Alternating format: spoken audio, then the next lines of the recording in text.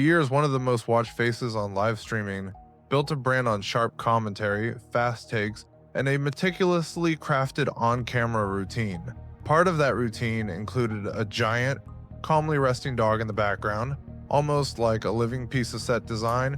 Viewers knew the dog's name, Kaya, they knew the bed, they knew the room, and then, in the span of a few viral clips, the setup people had watched for ages became the center of a debate that spiraled across Twitch, X, Reddit, and YouTube. This video walks through what happened, why so many people reacted so strongly, how the streamer responded, and what the larger conversation says about internet fame, parasocial audiences, and the optics of pet training on camera. Throughout, remember, much of what we'll discuss is based on public clips and viewer interpretations. The creator at the center has denied abusing his dog and offered his explanations. I'll present both the allegations and the responses so you can form your own view. It begins with a live stream moment that looked ordinary until it didn't. The creator was mid-rant about American violence and politics when the dog suddenly yelped. Viewers saw the creator glance toward a monitor and reach towards something just off-screen to his left. A beat later, Kaya reacted, then returned to her bed. Some chat messages pleaded to let her roam. Others told him to free the dog. The clip raced through social feeds and, within hours, was being dissected frame by frame. To some, it looked like nothing more than a startled dog reacting to a sound. To others, it looked like a response to something the creator did at his desk. A second piece of context surfaced from earlier in the same broadcast. The dog was already lying on the raised bed, calm and stationary. The creator again reached off to the side without visibly picking anything up. The dog adjusted herself immediately and stayed put. Viewers combed the VOD and argued that Kaya seemed to hold that position for long stretches, hours in fact. Critics said that keeping a large breed fixed in place for that long felt unnecessary. Supporters countered that many owners train a place command precisely so a dog can settle safely while its handler focuses on something else. The divide hardened. Was this strict training with imperfect optics or a pattern that crossed a line? As the clip spread, people began compiling older moments. In one, the dog pawed at a gate, whining to leave, and the creator sounded audibly frustrated before sending her back to the bed. In another, he described the dog's routine and said she could remain on that spot for hours.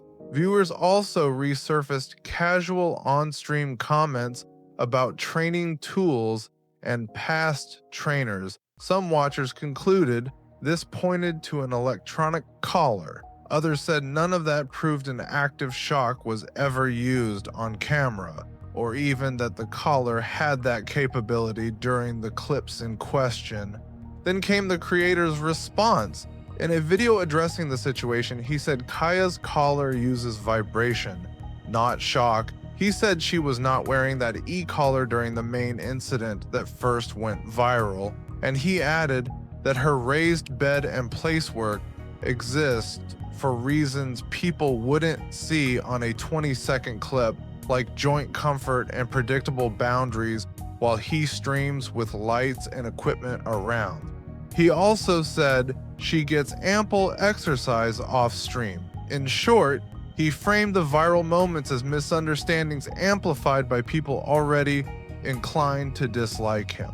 That explanation satisfied some, but not all. Online, viewers started trading screenshots and zoomed-in photos. Some thought they could see electrical tape on a collar receiver in a later video. Others argued those images were low quality or misleading. Debates over whether prongs were removed or a light should be visible turned into a cottage industry of amateur forensics. Pause, enhance, annotate, repost. If you've spent time in creator drama, you know how fast this happens. Once a narrative catches fire, every pixel gets interpretation layered on top. Another layer to the story complicated everything. Tone. The streamer's on-camera persona is quick, confrontational, and political. That works when the topic is policy or media. It works less well when the audience expects soft, careful language about animals. A few times, his frustration bled through, calling the dog spoiled or a big baby, or snapping at chat. In isolation, those are everyday pet owner phrases. In the context of a heated allegation, they became fuel. Critics saw indifference. Supporters saw normal human venting under a microscope. Meanwhile, other creators weighed in. Some did full breakdowns, scrubbing through VODs and circling wrist movements and collar angles. Others cautioned against internet pile-ons and tried to broaden the conversation to bigger issues, which, in practice, made viewers feel like their concerns were being brushed aside. A handful of the streamer's friends initially defended him, then later clarified that they could have separated topics better or presented their thoughts with more care. The streamer himself, feeling besieged, lashed out at times, then tried to shift back to business as usual. That oscillation only prolonged the moment. When your audience believes something serious happened, the only way out is clarity, not combat. So let's step back from the heat and ask the obvious, what would clarity look like here? First, consistent, specific explanations. If a dog is kept on a raised bed for long periods on stream, the audience deserves a clear reason beyond "because I said so." Reasons like joint issues, safety around cables, or preventing overstimulation are understandable. If that's the logic, it should be communicated plainly and consistently. Second, transparency about tools. Electronic collars are controversial but legal in many places. Professional trainers use them in specific ways. Many owners never do. If a creator uses one or a vibration-only variant, saying so clearly and demonstrating the settings, hardware, and intent can de-escalate speculation. Hiding devices or fumbling explanations. It was a nicotine pouch. It was a gate button. She didn't have the collar on that day. Encourages people to fill gaps with the worst interpretation. Third, basic animal care optics. Live stream rooms are bright, hot, and loud. If part of the show is a dog lying peacefully in frame, build invisible breaks. Let viewers see water bowls, rotations outside, or enrichment off to the side.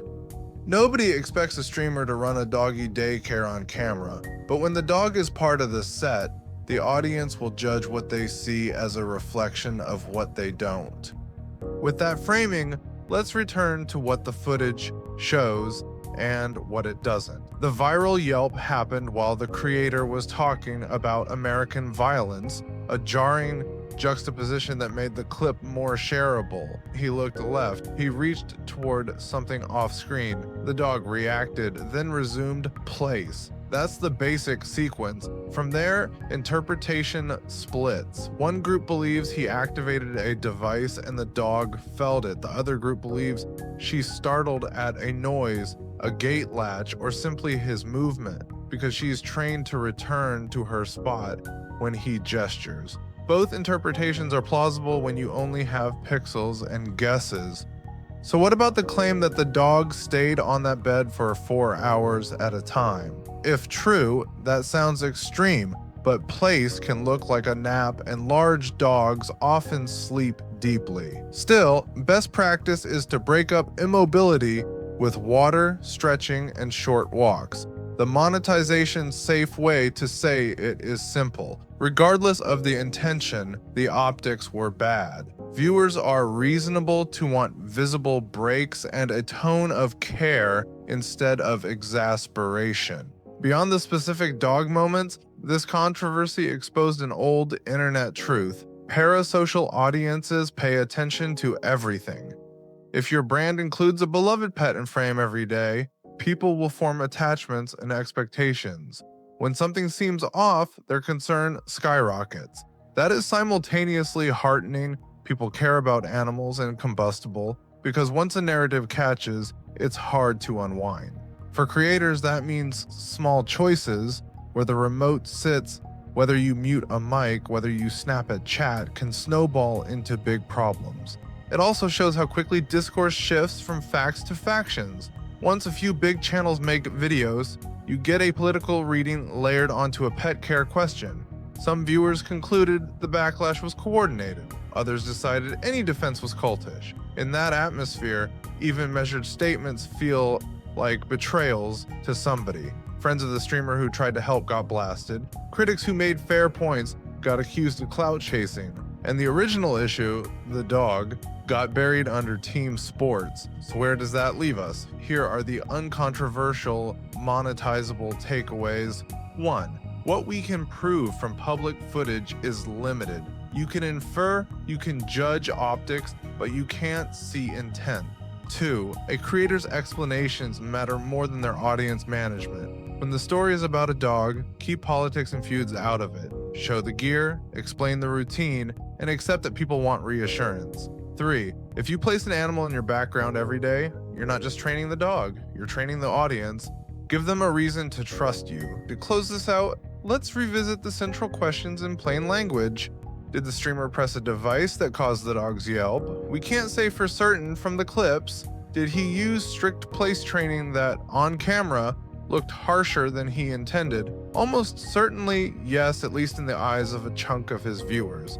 Did he offer explanations? Yes. He said the collar he showed uses vibration, that the main incident didn't involve it, and that the bed is part of a routine built for the dog's comfort and safety. Did that satisfy everyone? And that gap between what's stated and what's seen is why this moment became a flashpoint. If you've watched all the way through, you probably feel what most of the internet felt, a mix of concern, skepticism, and frustration at how fast conversations turn into food fights. The generous read is that a stress creator made a string of bad decisions about optics, tone, and transparency.